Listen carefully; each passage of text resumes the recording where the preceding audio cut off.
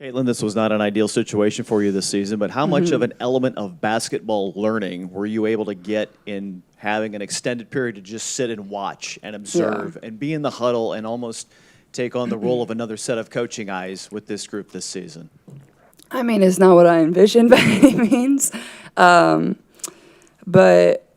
I've talked with a few people about this. I think, when I get a few years down here in my career, I think this is a moment in a season I'll look back on and be like, this is why I am who I am today. And that's obviously probably pretty challenging to think in that way right now, but I truly believe that. And, it was hard sitting on the bench. I'm not going to lie. There were certainly some hard days, but,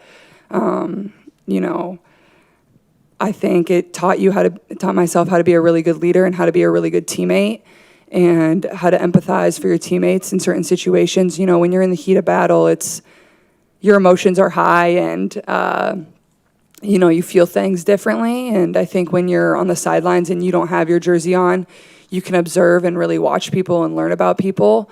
And, I don't think it was so much for me like the basketball. I mean, obviously you learn about basketball. That's always how I've learned. I've been a basketball junkie. You watch games, you watch the NBA, you watch college, you just have basketball on. That's the best way to improve your IQ, but also to learn about people and ask them questions and watch the way they operate. And for myself, getting to do that with my teammates, I think is probably the biggest lesson I learned. And just, how can I show up every single day and, pour into them and be there for them, but also, going forward down the road, if I have a teammate that's injured or hurt or going through a tough moment, I know I will always show up for them and be there for them and check in on them because it is an incredibly isolating thing. And you don't realize that until you go through it.